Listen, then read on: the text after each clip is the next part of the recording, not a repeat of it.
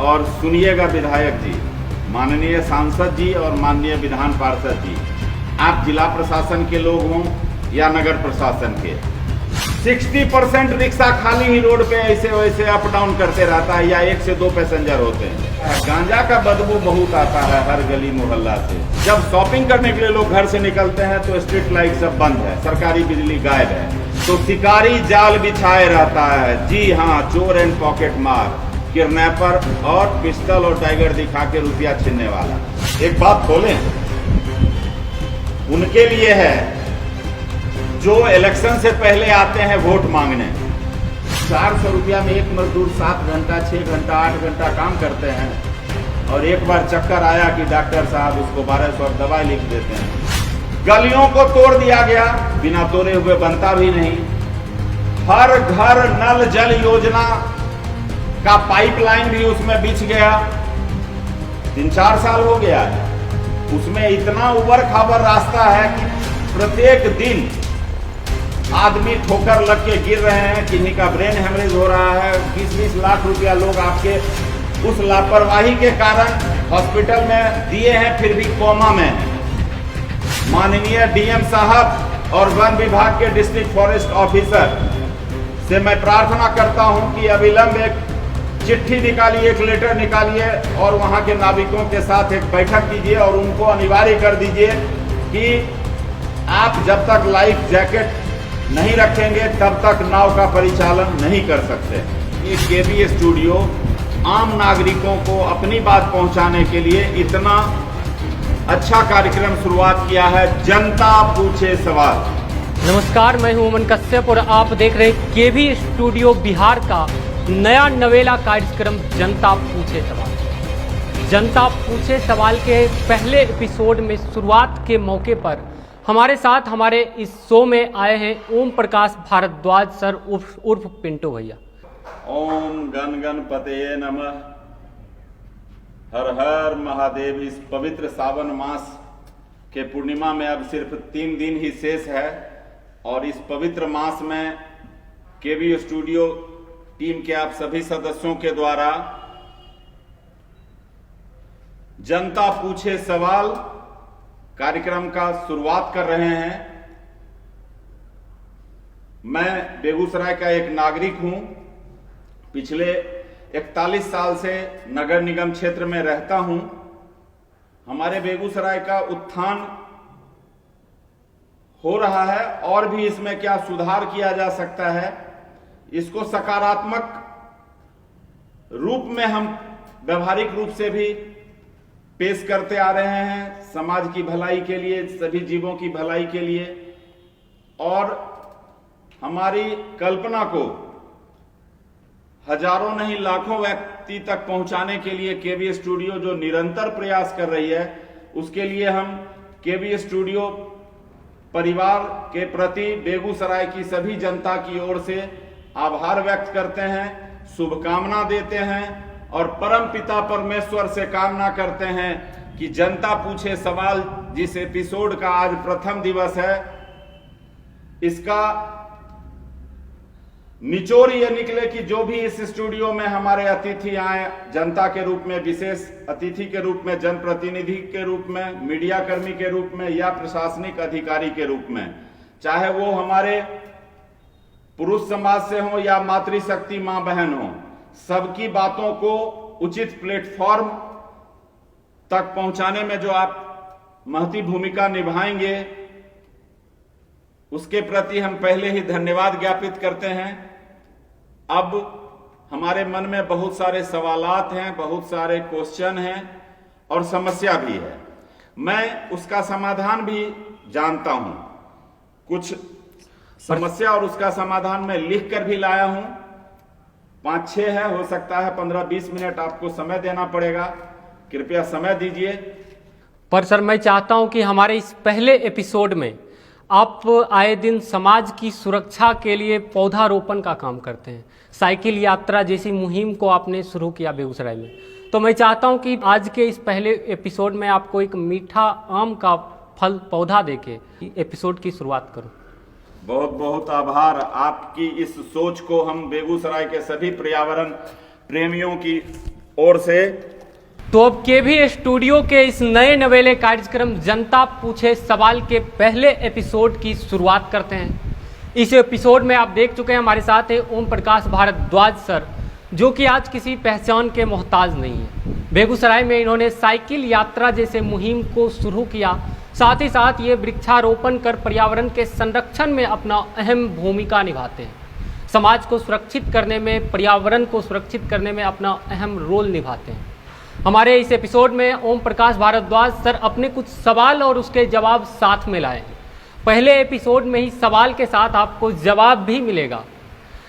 जनता पूछे सवाल के बारे में भी हम जानेंगे कि जनता पूछे सवाल बेगूसराय इलाके के लिए सर कितना ज़रूरी था जनता पूछे सवाल जैसे शो का शुरुआत करना। हमारे जितने भी सिटीजन हैं, सबके पास ईश्वर ने बहुत अच्छा दिमाग दिया है। ऐसी बात नहीं है कि सिर्फ हमारे ही पास दिमाग है और कोई सर्टिफिकेट और डिग्री होल्डर वाले के पास ही किसी भी समस्या का समाधान है। सबको मौका दीजिए और सबको बुलाइए। सब अपनी समस्या भी बताएंगे और उसका समाधान भी। आज हम अपने एंड से, हम अपने साइड से जो कुछ समस्या हमने देखा है उसमें 5-6 समस्या भी बताएंगे।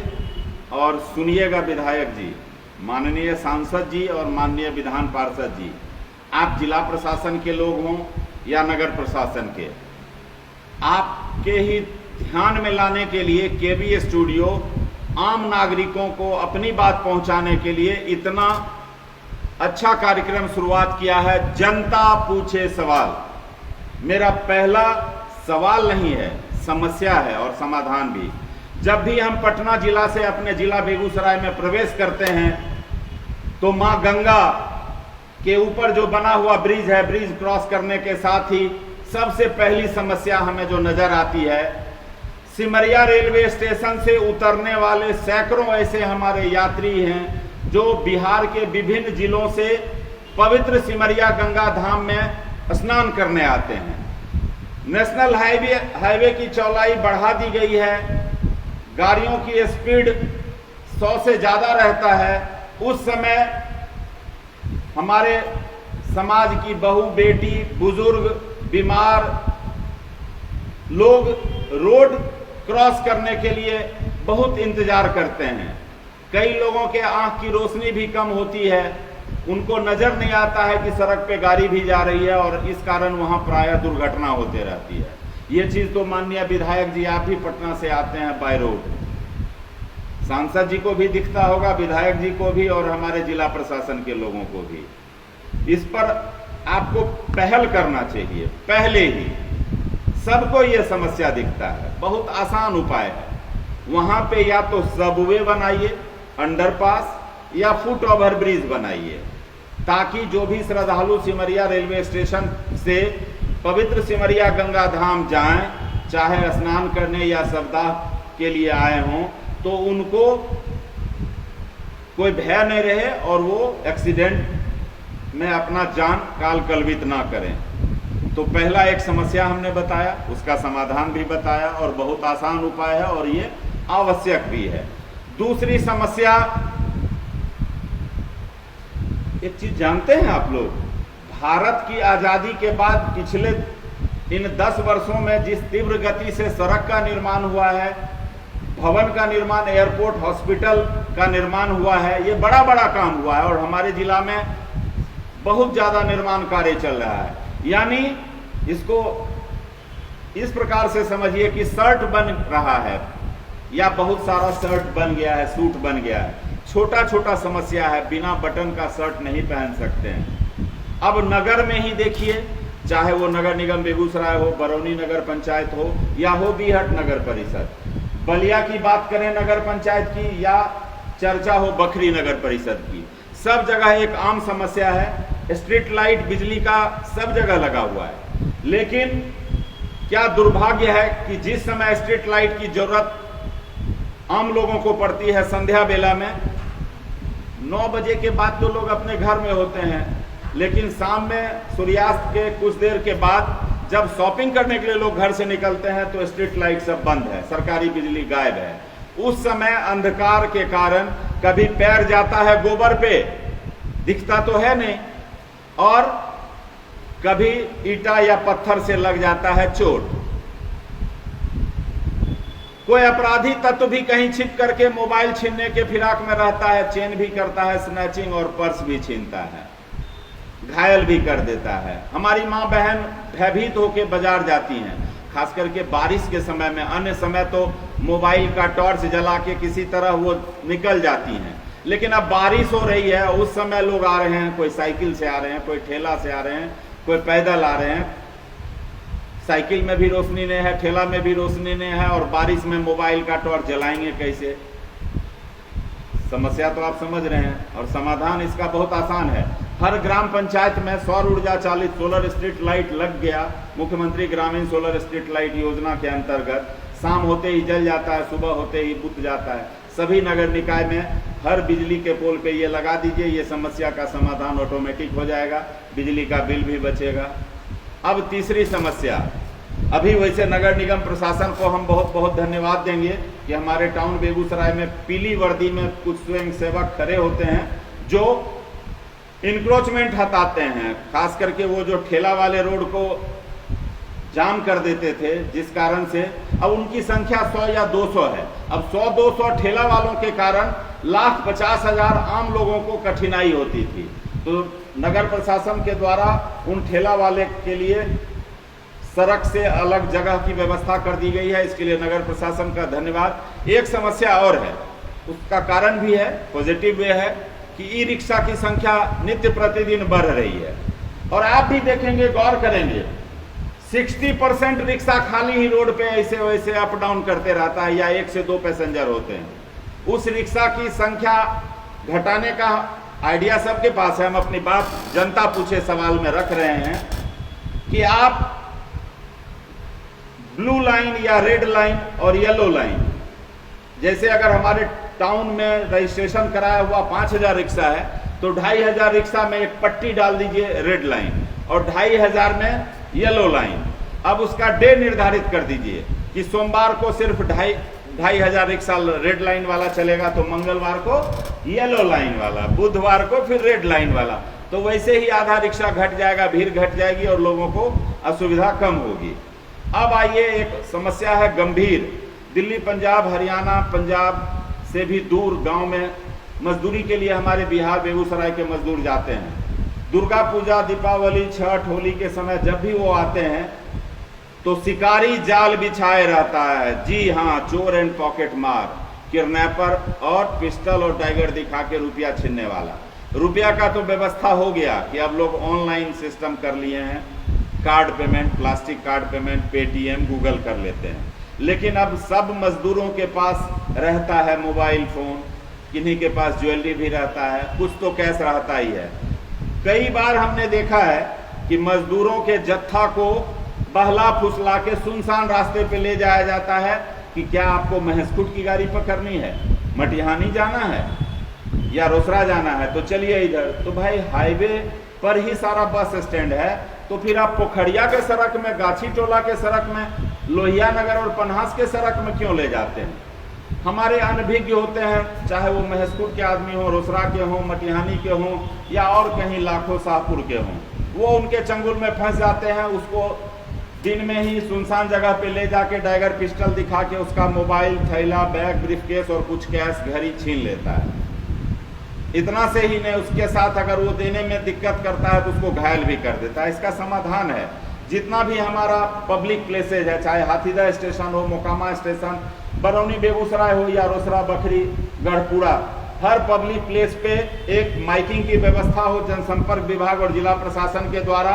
हर आदमी को 24/7 ये बताया जाए कि अगर कोई आपको सुनसान जगह पे ले जा रहा है तो बिल्कुल मत जाइए, अकेले तो भूल से मत जाइए, जाइए भी तो ग्रुप में जाइए और नहीं ही जाइए।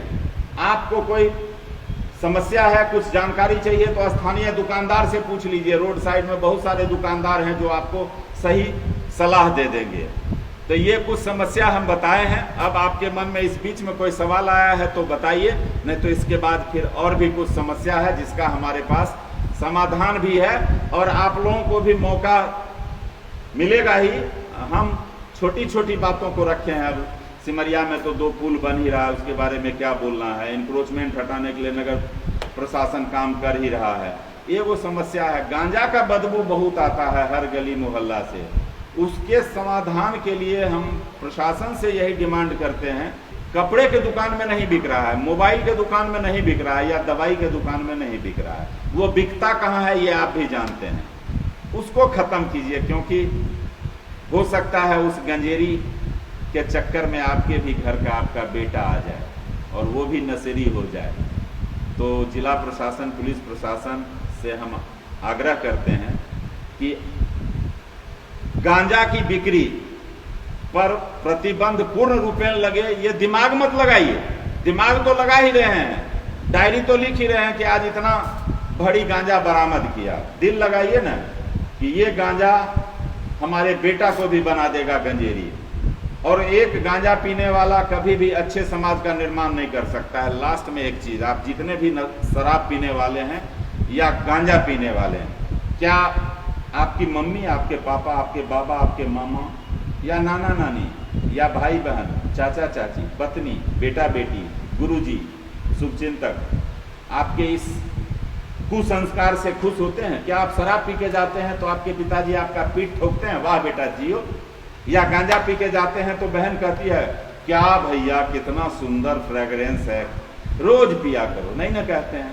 तो आप अपने घर के सभी लोगों को नाराज करने वाला ये कुसंस्कार को छोड़ दीजिए, निवेदन करते हैं।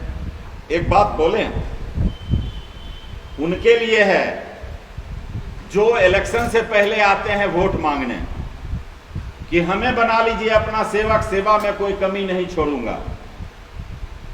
बना तो देते हैं हमारे लोग, आपको विधायक बना देते हैं, आपको सांसद बना देते हैं, आपको पार्षद बना देते हैं। जीतने के बाद आप सबका धन्यवाद ज्ञापन भी करते हैं, लेकिन उसके बाद सेवा में कटौती क्यों करते हैं? आपकी कामना रहती है, आप दुआ करते हैं जीने की और दवा देते हैं मरने की। जी हां, दुआ यानी प्रार्थना आप करते हैं भगवान से और अपने संविधान से कि हमारे क्षेत्र के जितने भी जनता हैं, चाहे वो हमारे समर्थक हैं या विरोधी हैं, सबके लिए बिपाशा, बिजली, पानी, सड़क की व्यवस्था हो। आप प्रयास भी करते हैं। नमामि गंगे प्रोजेक्ट के द्वारा पिछले 4 वर्षों से नगर निगम क्षेत्र का सड़क की खुदाई कर दी गई, गलियों को तोड़ दिया गया, बिना तोड़े हुए बनता भी नहीं। हर घर नल जल योजना का पाइपलाइन भी उसमें बिछ गया। 3-4 साल हो गया है, उसमें इतना उबड़ खाबड़ रास्ता है कि प्रत्येक दिन आदमी ठोकर लग के गिर रहे हैं, किन्हीं का ब्रेन हेमरेज हो रहा है। 20-20 लाख रुपया लोग आपके उस लापरवाही के कारण हॉस्पिटल में दिए हैं, फिर भी कोमा में हैं। स्कूल जाने वाले बच्चे को तो मैं भी प्रायः देखता हूं, क्योंकि बच्चों का एक चुलबुला स्वभाव होता है कि वो इतना न एनर्जाइज होता है, इतना न एनर्जी बच्चों के शरीर में रहता है कि वो दौड़ के चलता है। कितने भी उसके पेरेंट्स या हमारे जैसे उसके अंकल समझाते हैं कि दौड़ के मत चलो बेटा बेटी, लेकिन वो उसके शरीर का है एनर्जी, वो दौड़ता है और गिर जाता है, सिर फूट जाता है। कितना आह लीजिएगा। इसीलिए मैंने कहा कि दुआ करते हो जीने की और दवा देते हो मरने की। दुर्गा पूजा आ रहा है, लक्ष्मी पूजा आ रहा है, दीपावली आ रहा है, छठ पूजा आ रहा है। हमारे बेगूसराय के बहुत सारे बच्चे बेगूसराय से बाहर के राज्य में, बाहर के देश में हैं, सब आएंगे अपने घर। कितनी परेशानी होगी। प्रार्थना करते हैं, निवेदन करते हैं कि जल्दी से जल्दी हर गली का सड़क का कम से कम पैचिंग करा दिया जाए। एक सवाल अंतिम में पूछ लेते हैं, सवाल तो बहुत है और समाधान भी है। बढ़ते हुए प्रदूषण, इसको स्किप मत कीजिएगा, ये इस वीडियो को स्किप मत कीजिएगा। आपको ये लगेगा कि कुट्टू जी साइकिल यात्रा एक विचार का फिर से कहानी शुरू कर रहे हैं। नहीं नहीं नहीं, 2 मिनट जरा ध्यान से सुनिएगा, स्किप मत कीजिएगा प्लीज। बढ़ते हुए प्रदूषण के कारण विभिन्न प्रकार की बीमारी जन्म ले रही है, जिस कारण से घर का बजट बिगड़ रहा है। राशन किरासन, मतलब पहले के जमाने में लोगों को राशन यानी गेहूं चावल सस्ते दर पर मिले, उचित दर पर मिले, और किरासन रोशनी के लिए। तो खैर अब किरासन का युग ही खत्म हो गया। अभी भी राशन उचित मूल्य पर मिले, इसके लिए हर गांव में डीलर की नियुक्ति सरकार के द्वारा की गई है। उस पे अंकुश भी लगाते हैं जिला प्रशासन से लेकर राज्य प्रशासन तक कि सबके साथ ईमानदारी से सबको ये मिले। भाई साहब, जितना घर है हर घर में गेहूं चावल जरूरत है, तो हर घर में डायबिटीज और ब्लड प्रेशर के दवाई की भी जरूरत है। एक भी व्यक्ति हमारे देश में ऐसा नहीं है, हम चर्चा बेगूसराय की कर रहे हैं, तो बेगूसराय में भी एक भी ऐसा घर नहीं है जिस घर में दवाई का रैपर नहीं हो, दवाई की शीशी नहीं हो। टमाटर का रेट बढ़ता है, आप लोग हल्ला गुल्ला मचा देते हैं। दवाई 3 रुपए का 300 में भी मिलता है, ऐसा हम सुने हैं, हम नहीं जानते हैं वास्तविक मूल्य। बहुत आदमी मेरी बात से सहमत होंगे। माननीय प्रधानमंत्री जी एक बहुत अच्छा स्कीम शुरू किए थे, प्रधानमंत्री जन औषधि केंद्र, लेकिन हमको दिखता नहीं है। ट्रैफिक चौक से हम कचहरी चौक जाते हैं तो हमको बीच में जितना वो दवाई की दुकान है 7-8, वही हमारे पास ऑप्शन है, वहीं लेते हैं। एक भी प्रधानमंत्री जन औषधि केंद्र नहीं दिखता है। रेस्टोरेंट होटल दिख जाता है, कपड़ा का दुकान और शॉपिंग मॉल दिख जाता है, ब्यूटी पार्लर और फुटवेयर एएससी में चल रहा है, दिख जाता है। लेकिन जो हमारे अंदर के किडनी लीवर को ठीक करेगा और उचित मूल्य पे 400 रुपया में एक मजदूर 7 घंटा 6 घंटा 8 घंटा काम करते हैं, और एक बार चक्कर आया कि डॉक्टर साहब उसको 1200 की दवाई लिख देते हैं। वो 1200 का दवाई अगर जन औषधि केंद्र पे वो लेने जाएगा, जो है ही नहीं, कहीं दिख ही नहीं रहा है, नजदीक में, दूर में होगा पता नहीं, तो वो दवाई 1200 का हो सकता है 80 रुपया में, 150 रुपया में मिल जाता होगा जन औषधि केंद्र पे। माननीय मुख्यमंत्री जी से, माननीय विधायक जी एवं माननीय सांसद और विधान पार्षद के जी के माध्यम से, नगर प्रशासन के माध्यम से हम माननीय मुख्यमंत्री जी से प्रार्थना करते हैं कि आप क्यों पीछे हैं, आप भी मुख्यमंत्री जन औषधि केंद्र खोलिए, उसके लिए लाइसेंस दीजिए, योग्य बेरोजगारों को लाइसेंस दीजिए। हर पंचायत में एक मुख्यमंत्री जन औषधि केंद्र हो, नगर निकाय क्षेत्र में भी हर वार्ड में, हर रोड में मुख्यमंत्री जन औषधि केंद्र हो। सेम कंपोजिशन की दवाई प्राइवेट दुकान में अगर 80 रुपए में है, तो उस जन औषधि केंद्र, चाहे वो प्रधानमंत्री जन औषधि केंद्र हो या मुख्यमंत्री जन औषधि केंद्र हो, वहां शायद वो 7 या 12 रुपया में मिल जाता है। कितना बड़ा अंतर है, इस अंतर को पाटिए, गरीबों को बचाइए। और हमारे देश में 90% लोग पीड़ित हैं ऊंचे मूल्य पर दवाई खरीद के। तो आपके चैनल जनता पूछे सवाल के माध्यम से हम अपने मन में, हम अपने एंड से, समस्या बड़ी है, उसका समाधान भी हमने बताया, लेकिन समस्या छोटी है। हम कोई भवन बनाने, कोई बिल्डिंग बनाने की बात नहीं कर रहे हैं। अंतिम में एक बात पर आप लोगों का ध्यान नहीं गया। जब भी मन उबता है, प्लान बनता है पिकनिक का, तो कहां जाते हैं? कांवर लेक। जिला प्रशासन के भी लोग जाते हैं, आम आवाम भी जाते हैं, बोटिंग भी करते हैं। अब बोलते भी हैं लौट के आने के बाद, पानी कितना गहरा है कांवर लेक का, बाप रे, अगर उसमें कोई डूब गया तो निकल भी नहीं पाएगा, क्योंकि अंदर में सघन वनस्पति है, जंगल है। तो बिना लाइफ जैकेट का आप जाते क्यों हैं? आप बोलेंगे कि मेरे पास लाइफ जैकेट नहीं है, तो आप नाविक से आपने कितने दिन कहा कि आप लाइफ जैकेट खरीद के रखो और 20-30 रुपया उसका किराया निर्धारित कर दो, लेकिन उसका स्वच्छता करके रखना, साफ सफाई भी करेगा नाविक।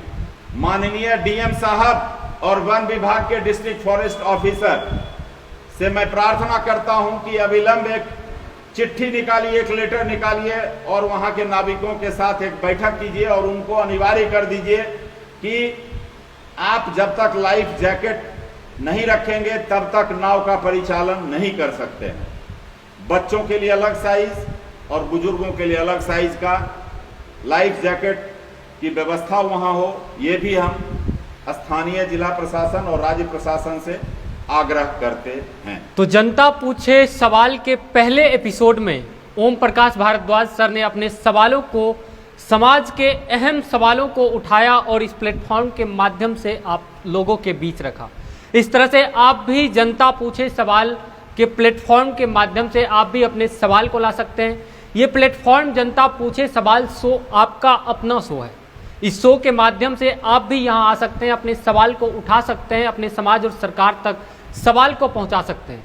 जनता पूछे सवाल में आप दो तरीके से सवाल पहुँचा सकते हैं, एक ऑनलाइन और ऑफलाइन। ऑनलाइन के लिए आपको एक नंबर प्रोवाइड किया जाएगा जिस पे आप अपने सवाल को भेज सकते हैं। साथ ही साथ ऑफलाइन के लिए आप हमारे ऑफिस विजिट कर सकते हैं और अपने सवाल को हमारे प्लेटफॉर्म के जरिए रख सकते हैं। हमारे साथ जुड़ने के लिए बहुत बहुत धन्यवाद सर। बेगूसराय एकता जिंदाबाद, ये सफल हो जाए, हम यही चाहते हैं। मतलब बेगूसराय की जो समस्या है वो 40 लाख आबादी के सब लोग उस समस्या से रूबरू होते हैं और उसके समाधान के लिए आम सहमति बने। परमपिता परमेश्वर हमारे बेगूसराय की ख्याति पूरे विश्व में फैलाए।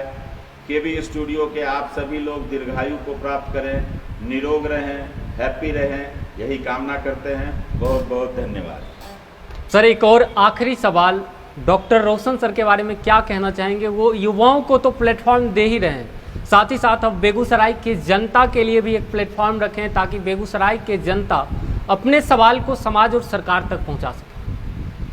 डॉक्टर साहब, आपके नाना नानी जी को, आपके बाबा मामा को, आपके पिताश्री और माताश्री को मैं सौहृदय चरण स्पर्श करता हूं कि उन्होंने हमारी जन्मभूमि बेगूसराय को एक लाल भेजा है, रोशन लाल। बेगूसराय के लाल, आपने कर दिया कमाल। डॉक्टर रोशन सर, आप सुबह से रात तक लोगों की पीड़ा समाप्त करने का ही प्रयास करते हैं। कोई रोता आता है कान के दर्द से तो गला में किसी का अटक जाता है सिक्का, से संबंधित तो आप इलाज करते ही हैं। बहुत तो ऐसे भी हमारे यहाँ पेशेंट रिपोर्ट किए हैं आपके बारे में कि डॉक्टर साहब के यहाँ जाते हैं तो लगता है मंदिर में आए हैं। वो क्लिनिक में वहाँ के जितने भी उनके सहयोगी हैं, कंपाउंडर साहब या नर्सिंग स्टाफ, इतना मधुर व्यवहार करते हैं, लगता है मंत्रोच्चार हो रहा है। डॉक्टर साहब तो हंसा के इलाज करते हैं। और केबी स्टूडियो अमिताभ बच्चन, शत्रुघ्न सिन्हा अपने जीवन का स्ट्रगल बताता था कि हम जाते थे ना डायरेक्टर के यहाँ, रिजेक्ट कर देता था, गेट पर से ही दरबान भगा देता था। अपने कला के प्रदर्शन का हमको मौका ही नहीं मिलता था, लेकिन उस सारी समस्या का समाधान केबी स्टूडियो कर दिया।